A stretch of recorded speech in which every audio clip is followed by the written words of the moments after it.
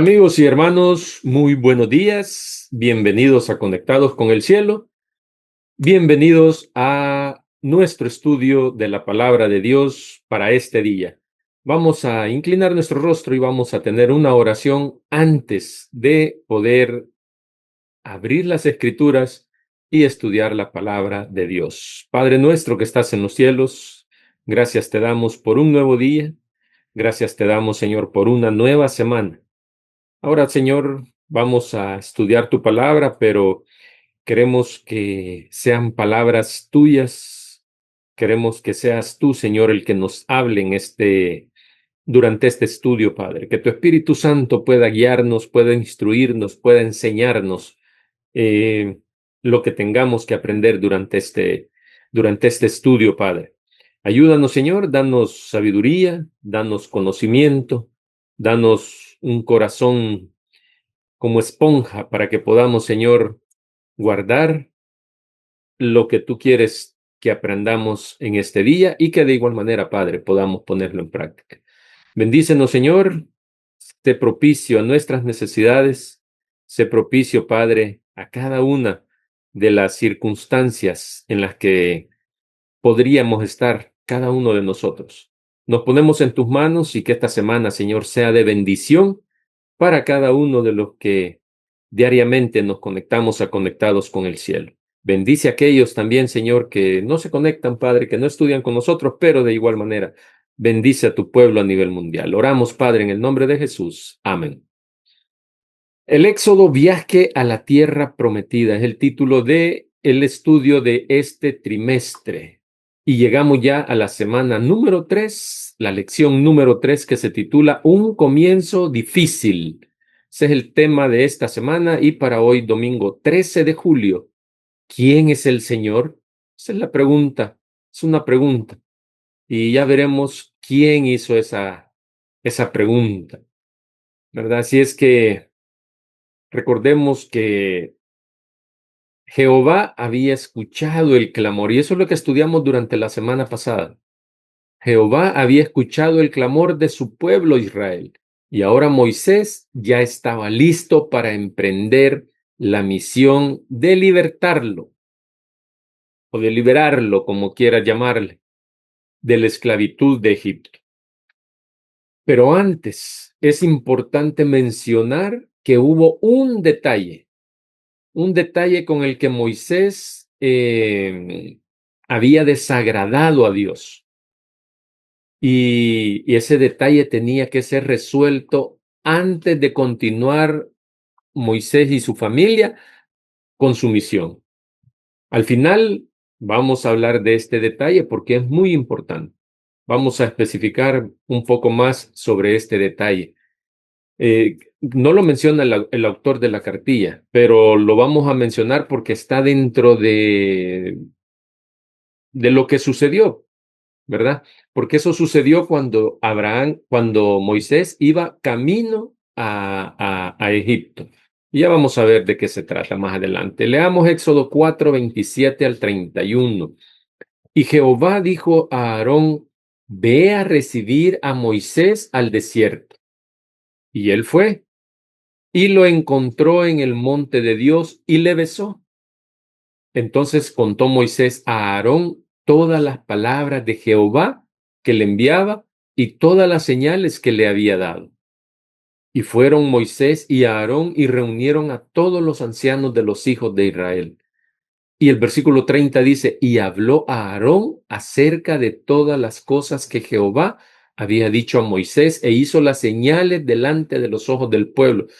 Fijémonos bien que ya aquí es Aarón quien estaba hablando al pueblo, no fue Moisés, ¿verdad? Acordémonos que cuál fue la promesa que Dios le hizo a Moisés, ¿verdad? Y Aarón dice que estaba hablándole al pueblo. Y dice el versículo 31, y el pueblo creyó. Y oyendo que Jehová había visitado a los hijos de Israel y que había visto su aflicción, se inclinaron y adoraron. Aquí está cumplida ya otra promesa. El pueblo había creído. Moisés tenía temor que el pueblo no le creyera y el pueblo, dice, creyó, dice el versículo 31. Dios cumplió su promesa, ¿verdad? Cuando le dijo que Aarón iba a ser su compañero en esta misión, de esa manera también leímos en el texto que o aprendimos durante los estudios anteriores, que uno de los temores de Moisés había sido ya superado. No solo uno, sino que dos, ¿verdad? Porque también dice que el pueblo creyó, dice el versículo 31. Así que el otro paso era enfrentar al faraón.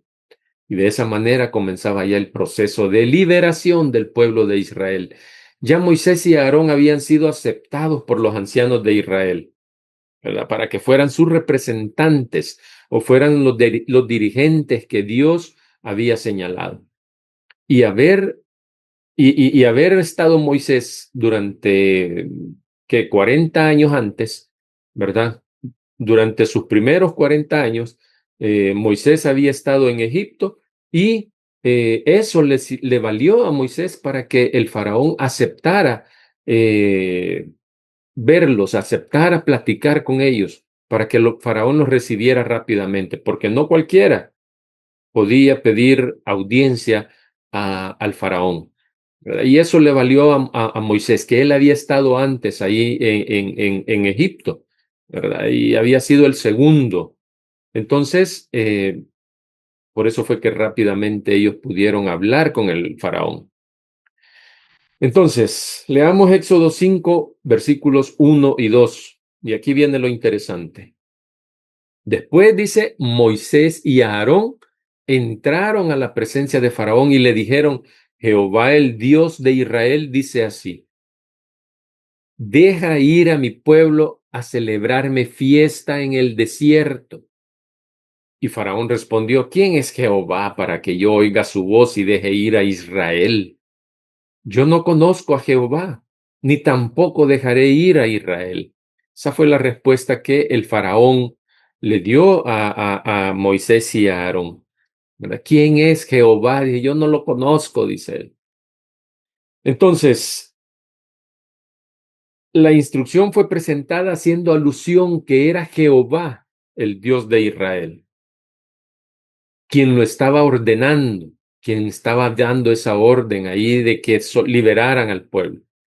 Porque no fue una petición de si el faraón quería liberarlo. O sea, ahí la orden fue, deja ir a mi pueblo.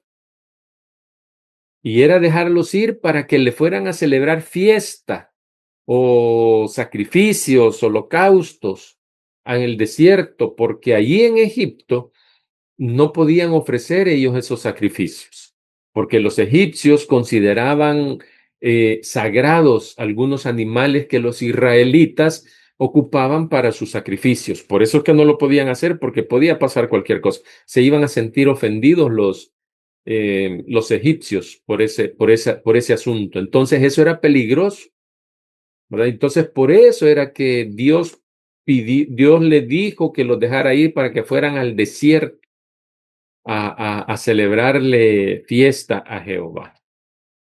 Pero más que eso, más que esa petición por esa orden, más que eso, lo tremendo y lo que es el centro de nuestro estudio de hoy fue la respuesta del faraón. ¿Quién es Jehová? ¿Verdad? Esa fue la respuesta. ¿Quién es Jehová para que yo le haga caso, para que yo lo escuche, o sea, para que yo deje ir a Israel? Faraón ignoraba el pueblo, el nombre del Dios de los israelitas, o simuló bien que ignoraba el nombre del Dios de los israelitas. No importa cuál fuera el caso. El asunto es que el faraón se sentía superior a cualquier Dios que no fuera de Egipto. O sea, ¿acaso sus padres no habían oprimido al pueblo de Israel y sin que Dios les estorbara, sin que Dios se apareciera y le dijera a los faraones anteriores que liberaran al pueblo? ¿Verdad? Entonces, ¿por qué debía molestarse ahora él en tomar en cuenta a un Dios que había mostrado desinterés en los asuntos de su propio pueblo anteriormente. Y aparentemente también era incapaz de ayudarlo porque no había estado con el pueblo de Israel antes, ¿verdad? Todo eso el faraón eh, lo pensó, ¿verdad? Y es que el mismo faraón llegaba también a considerarse como un rey, como un dios de su pueblo, como un dios para Egipto, ¿verdad? Y por todo el poder y por todo lo que lograba para su pueblo, los faraones se consideraban dioses. Saquemos la lección de esta parte. Ya lo de Moisés y Dios cuando lo elige, ya lo estudiamos y sacamos lecciones respectivas en su momento también para cada uno de nosotros. Ahora bien, lastimosamente muchas personas cuando se les quiere predicar de nuestro Dios, hacen esa misma exclamación: ¿quién es tu Dios? Y eso puede ser por varias razones. Una, puede ser por nuestro testimonio, ¿verdad? Ya que ellos ven que nosotros, puede ser que nosotros no obedezcamos a nuestro Dios como tiene que ser, que no lo obedezcamos como Él nos lo pide en su palabra. Y eso puede ser una de las razones. Pueden haber más razones, ¿verdad? Para que no crean y para que no quieran conocer al Dios que nosotros predicamos o al Dios que nosotros adoramos. Y por eso es que pueden terminar rebelándose y negando a Jehová, negando a Dios como lo hizo el faraón. Pero a pesar de todo esto, no debemos parar ni mucho menos debemos abandonar nuestra misión. Mateo 24:14 dice, allí Jesús nos manda a predicar este evangelio a todo el mundo. Y cuando esa misión se cumpla, entonces vendrá el fin, dice. Y entonces vendrá Jesús a llevar a su pueblo para vivir por una eternidad con Él. Eso es una parte. La otra parte es lo que dijimos que había un detalle cuando Moisés iba camino, que había desagradado a Dios, que lo mencioné al principio. Y yo considero que es importante conocerlo, es importante también el estudio de esto y no enfocarnos solamente en Moisés, en que ya fue preparado, capacitado para la misión y que ya partió a cumplir con su misión. Porque también para cumplir esa misión, Moisés tenía que estar a cuentas con Jehová. Y ese fue el detalle. Y por eso es que, em, bueno, vamos a leer primero Éxodo 3:24 al 26. Ahí es donde se relata esta parte cuando Moisés agarra camino con su familia para Egipto. Y dice, Éxodo 3:24 al 26, dice el versículo 24, y aconteció en el camino que en una posada Jehová le salió al encuentro y quiso matarlo, dice. ¿A quién? A Moisés. Entonces Séfora, la esposa de Moisés, tomó un pedernal afilado y cortó, dice, el prepucio de su hijo y lo echó a sus pies diciendo, a la verdad, tú me eres un esposo de sangre. Y el versículo 26 dice, así le dejó luego ir. ¿Quién? Jehová a Moisés. Y ella dijo, esposo de sangre, a causa de la circuncisión, terminó diciendo Séfora. Esto sucedió ya cuando Moisés había partido de regreso para Egipto, ¿verdad? ¿Y por qué Jehová quiso matar a Moisés? Séfora reaccionó rápido porque Séfora sabía lo que había pasado, sabía cuál era el motivo, ese detalle por el cual Jehová quería matar a Moisés. Y es que un ángel se le apareció en forma amenazadora. Por eso es que dice ahí que Jehová le salió al encuentro y quiso matarlo, dice.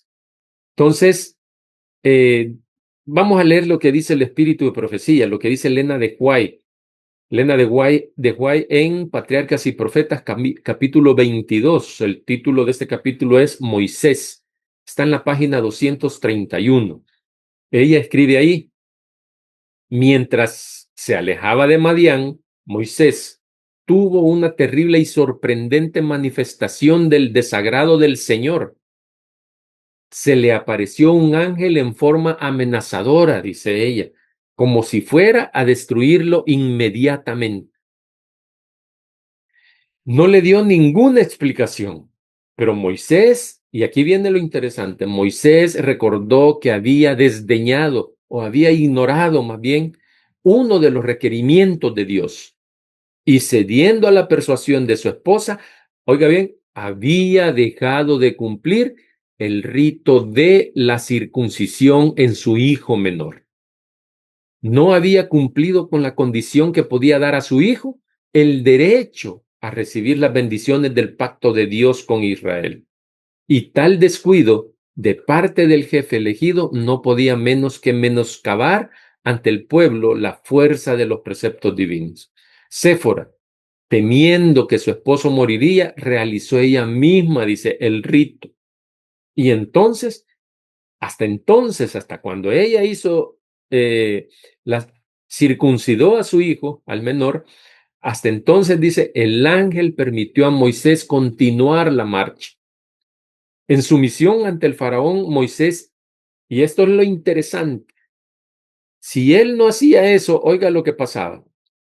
En su misión ante el faraón, Moisés iba a exponerse ante un gran peligro.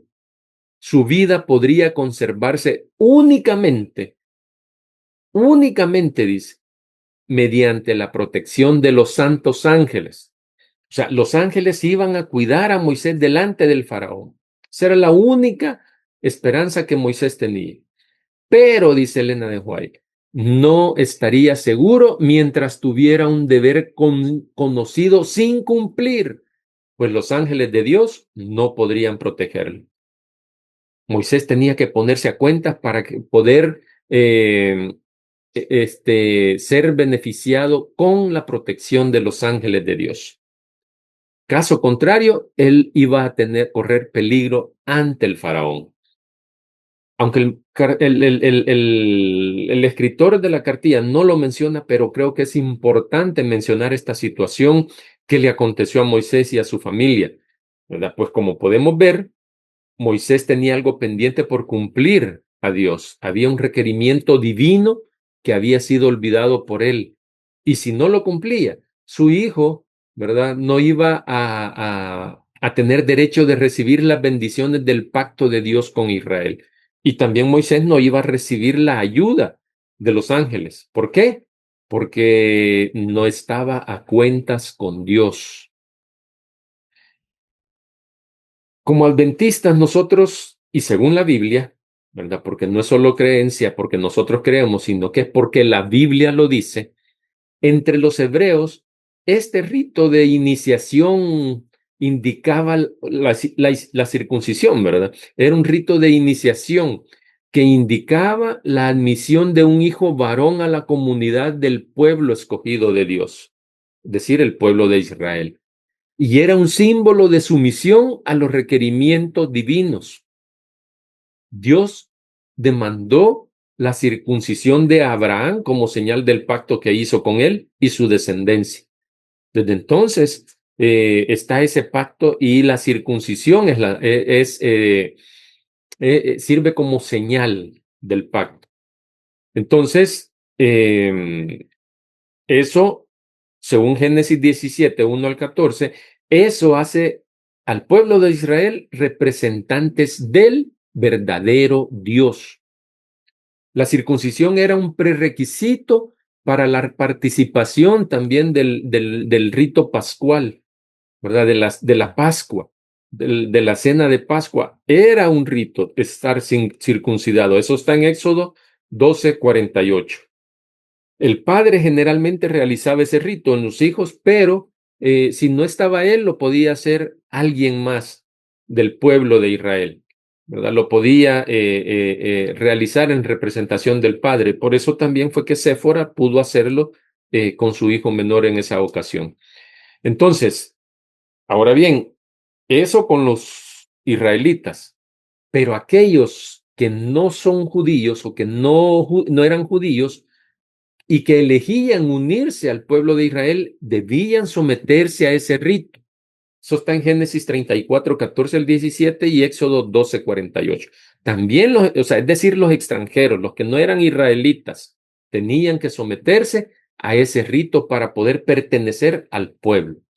La circuncisión indicaba la completa consagración de Israel a Jehová y su obediencia a todos los mandamientos divinos. Esto era en el Antiguo Testamento.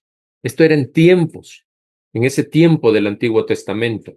Ya en tiempos del Nuevo Testamento, Pablo tomó la posición de que la circuncisión literal había perdido su sentido, dice 1 Corintios 7:19 y Gálatas 5:6.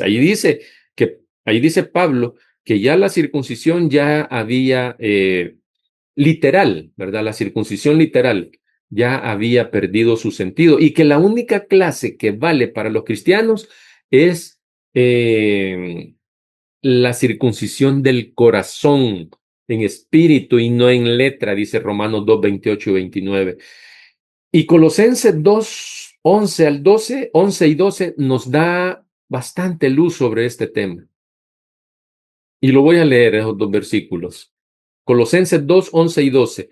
En él también fuisteis circuncidados, dice Pablo, con circuncisión no hecha a mano. Oiga bien, no hecha a mano, al echar de vosotros el cuerpo pecaminoso carnal, en la circuncisión de Cristo.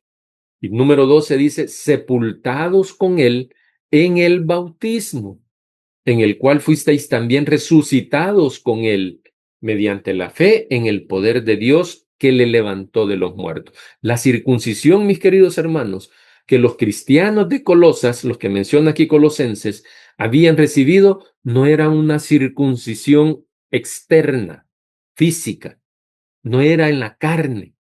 Era un cambio interno de corazón y de vida simbolizado en el bautismo. Interesante ese tema. ¿Y por qué es que lo menciono? Ya vamos a ver por qué es que lo menciono. Porque es parte de lo que Moisés pasó en su regreso a Egipto. Y si no cumplía, la circuncisión de su hijo no podía ser contado dentro del pacto con Dios, del pacto de Dios con Israel. Y aquí viene lo interesante. Elena de White, siempre en Patriarcas y Profetas, ¿verdad? El mismo libro que mencioné antes, siempre en el mismo capítulo 22, titulado Moisés, en la página 231, ella, inspirada por el Espíritu Santo, escribió lo siguiente. En el tiempo, y tiene que ver con lo que estamos hablando, en el tiempo de angustia que vendrá inmediatamente antes de la segunda venida de Cristo, los justos, dice, serán resguardados por el ministerio de los santos ángeles, pero no habrá seguridad para el transgresor de la ley de Dios. Los ángeles no podrán entonces proteger a los que están menospreciando uno de los preceptos divinos. Algo similar, dice ella, que va a suceder en el tiempo de angustia. Algo similar va a suceder de lo que sucedió a Moisés con su familia cuando iban camino a Egipto. Ella dice que no habrá seguridad para el transgresor de la ley de Dios. Y es que antes del bautismo estamos muertos en pecado, dice Pablo en Romanos 6:11. Y con el bautismo nacemos a una nueva vida en Cristo Jesús. Una vida nueva sin pecado. Oiga, sin pecado. Ya nuestros pecados fueron redimidos a través del bautismo. Por eso, todo aquel que acepta a Jesús como su único Salvador debe ser bautizado para remisión de sus pecados. De lo contrario, estará menospreciando uno de los preceptos divinos. Y para esto, dice Elena de White, que en el tiempo de angustia, antes de la segunda venida de Jesús, para estos no habrá protección. Por eso mencioné esto, que el escritor no lo quiso mencionar de seguro, no sé por qué no lo mencionó, y porque es importante que nosotros lo sepamos y lo estudiemos. Así como Moisés tuvo que ponerse a cuentas con Dios, circuncidando a su hijo menor para poder estar seguro ante el faraón y para poder ser parte del pacto de Dios con Israel, así también nosotros debemos ser bautizados hoy en día para recibir la protección de los ángeles en el tiempo de angustia y también que nuestros nombres estén escritos en el libro de la vida. El bautismo es nuestro pasaporte al cielo. Si tú no te bautizas, no vas a poder entrar al reino de los cielos. Entonces, ¿por qué? Porque ahí estás muriendo al viejo hombre y nace una nueva criatura, una nueva persona, ya con sus pecados redimidos, ¿verdad? Y luego viene el proceso de la consagración, el proceso de la santificación, donde cada día nosotros vamos perfeccionando nuestro carácter para estar listos para cuando Jesús venga y poder morar con Él por una eternidad. Que Dios te bendiga y mañana continuamos con otro tema interesante del encuentro de Moisés y el faraón. Hasta pronto.